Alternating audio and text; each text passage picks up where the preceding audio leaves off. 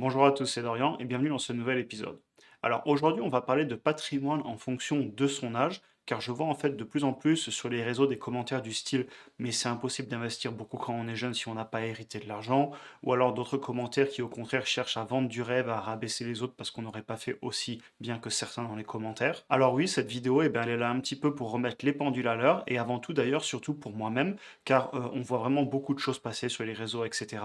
Et au final, il ne faut pas non plus trop se prendre la tête sur son patrimoine, se comparer aux autres, mais il faut essayer de regarder des données concrètes. Et c'est ce qu'on va faire aujourd'hui dans cette vidéo, en regardant des statistiques, notamment en France, sur les patrimoines en fonction des âges, pour vraiment savoir où on en est. Et aussi, on va relativiser un petit peu, essayer de se comparer à soi-même et pas tout le temps aux autres. Donc voilà, pas mal de sujets à aborder dans cette vidéo. Donc cette vidéo va être principalement basée sur une étude de l'INSEE que vous trouverez assez facilement. C'est une étude de 2021 sur la répartition des patrimoines sur les ménages en France. Et ce que j'ai fait, c'est que je voulais résumer en plusieurs photos qu'on va regarder ensemble, et je vous ai fait aussi, comme d'habitude, un petit mind map pour suivre une réflexion logique. Alors je le précise d'abord, je n'ai pas du tout pour objectif dans cette vidéo de parler d'inégalité, de débattre sur la répartition des richesses, est-ce que c'est juste ou injuste, etc.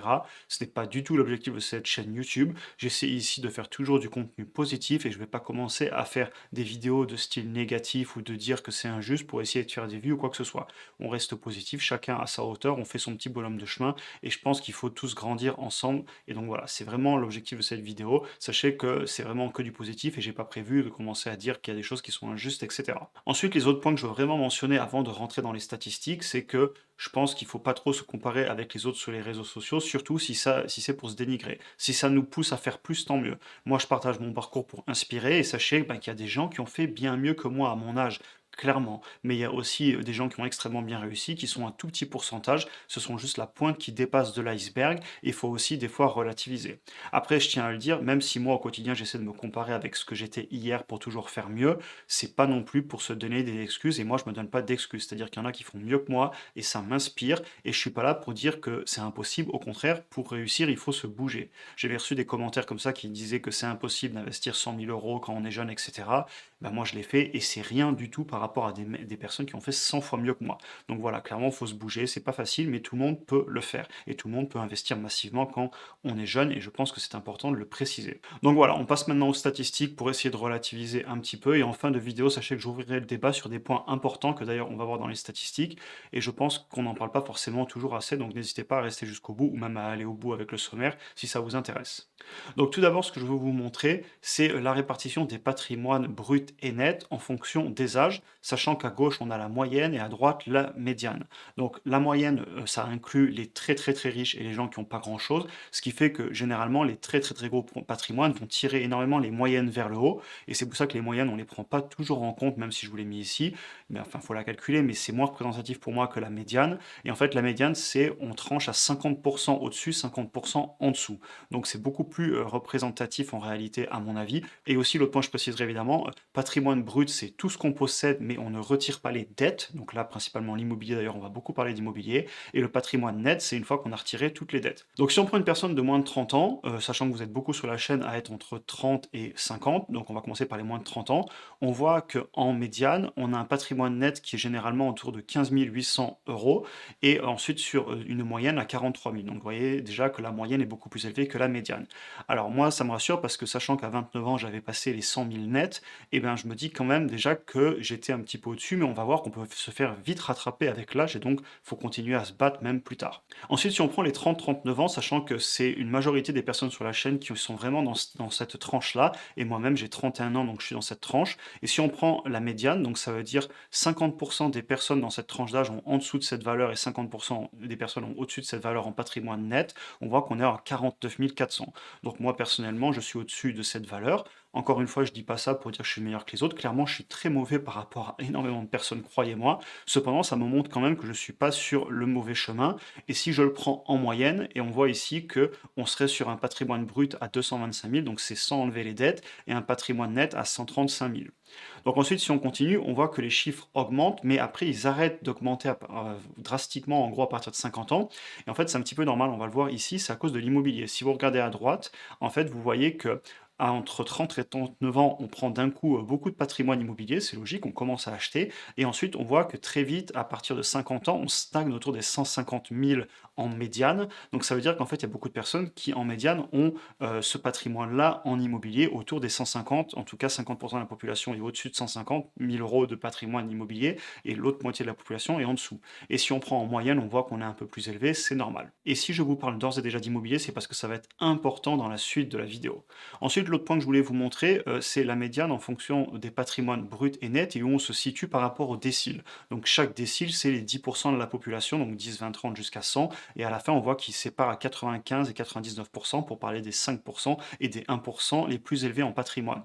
Donc si on prend la médiane en patrimoine net, on voit qu'on se situe à 124 800 euros. Et là, on parle de tous les âges. Donc ça veut dire que peu importe que vous ayez 1 an ou 100 ans, globalement, si vous coupez la poire en deux, 50-50 de tous les patrimoines des personnes en France, enfin des ménages en France, eh bien vous avez 50% qui a plus de 124 800 en net et 50% de la population qui a plus de 177 000 en brut d'un point de vue du patrimoine. Donc premièrement, la première chose pour moi qui me saute à l'œil sur ce tableau, c'est pour ça que je vous le mets, c'est qu'en fait, on se rend compte qu'au début, on a des très fortes augmentations. On voit qu'on passe de 3 000 dans le premier décile en patrimoine net à d'un coup au quatrième décile 67 000 et au sixième décile à 192 000.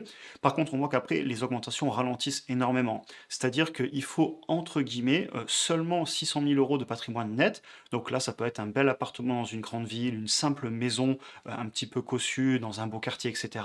Et vous êtes déjà dans les 10% des plus gros patrimoines. Mais vous l'êtes en grande partie à cause de l'immobilier, on le verra juste après.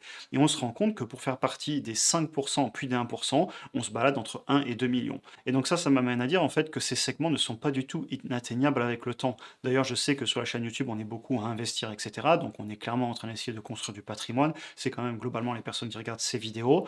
On se rend compte qu'en fait, ce sont des patrimoines qui sont tout à fait atteignables en investissant en bourse, en accumulant l'immobilier, etc.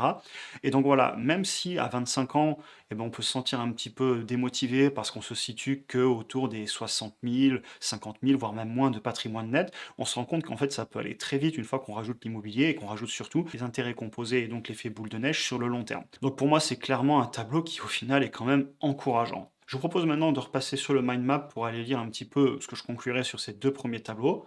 Alors tout d'abord, je vous le dis et je vous l'avais déjà dit, c'est une vidéo pour remettre un petit peu les pieds sur terre et non pas pour se donner des excuses. Donc on a maintenant des chiffres, on sait où on se situe en pourcentage par rapport à la population. Maintenant, bah, c'est à nous de se battre et pas se dire que c'est impossible. D'ailleurs, je pense que les chiffres montrent que c'est tout à fait atteignable. Ensuite, ce que je dirais, c'est qu'au début, il faut essayer de se comparer avec qui on était hier. C'est-à-dire que clairement, si on se situe dans les premiers déciles à 20 ans, qu'on a 20 000, 30 000 de patrimoine net à force d'avoir accumulé un petit peu dans sa trentaine, il ne faut pas de suite se comparer avec des gens qui ont 500 000, 1 million et plus, ou même 100 000, 200 000 par exemple, puisque bah, ça va pas forcément nous motiver. Au contraire, ce que je pense, c'est qu'au début, il faut plutôt essayer de se comparer avec qui on était hier pour faire toujours mieux. Ensuite, je pense qu'il faut commencer à se comparer pour se booster un petit peu une fois qu'on a par exemple atteint la médiane, c'est-à-dire 125 000 euros de patrimoine net. Là, je pense que ça devient intéressant de se comparer aux 5 derniers pourcents parce qu'en fait, c'est des chiffres qui deviennent atteignables de plus en plus puisqu'on va investir en bourse, etc. Là, on ne parle pas forcément d'immobilier, enfin, on peut aussi parler d'immobilier, mais voilà, je pense que si vous êtes sur cette chaîne, c'est que vous investissez. Et donc là, je pense qu'il faut quand même commencer à se comparer aux autres et à donner des plus gros objectifs. Donc l'idée aussi, c'est un petit peu de relativiser, de se comparer aux autres, mais clairement au bon moment dans la vie. Et donc voilà, au final, moi j'aime quand même le rappeler qu'on a pour la majorité démarré assez petit, on n'a pas tous eu des héritages, etc.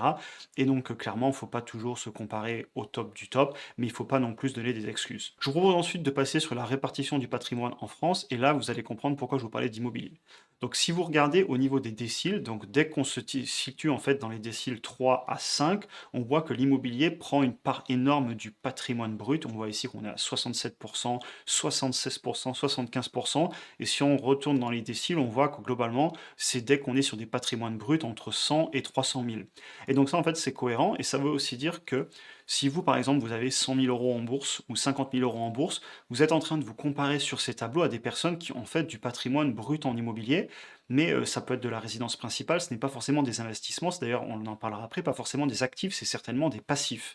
Et donc c'est pour ça que je pense qu'il faut quand même relativiser, parce que certes, il y a beaucoup de personnes qui ont des gros patrimoines à partir d'un certain âge, mais c'est très souvent en fait la maison, la résidence principale, et une énorme partie des Français ont pratiquement tout leur patrimoine en résidence principale. Et c'est d'ailleurs le graphique d'après. Si vous regardez, en fait, peu importe l'âge, la majorité du patrimoine des personnes se situe à tout le temps plus de 60%, sauf à 59% pour les moins de 30 ans, dans de l'immobilier. Donc si vous avez beaucoup de patrimoine dans autre chose que de l'immobilier, vous êtes dans une situation qui est quand même assez différente et vous ne pouvez pas forcément vous comparer au reste de la population qui auront principalement du patrimoine immobilier. Et ça m'amène au dernier point dont je voulais vous parler, en fait, c'est la diversification. C'est-à-dire qu'il y a beaucoup de personnes qui sont très peu diversifiées, qui ont un petit peu d'argent sur le livret A, une petite assurance vie, et globalement tout leur patrimoine est dans un bien immobilier, et je pense que c'est dangereux. Et il ne faut pas confondre le patrimoine passif et actif. N'oublions pas qu'une résidence principale, c'est un passif, ça vous coûte de l'argent, ça ne vous rapporte pas de l'argent. Alors qu'à l'inverse, si vous avez des actifs, eh bien, ces actifs, ils vont vous rapporter de l'argent au lieu de vous en coûter.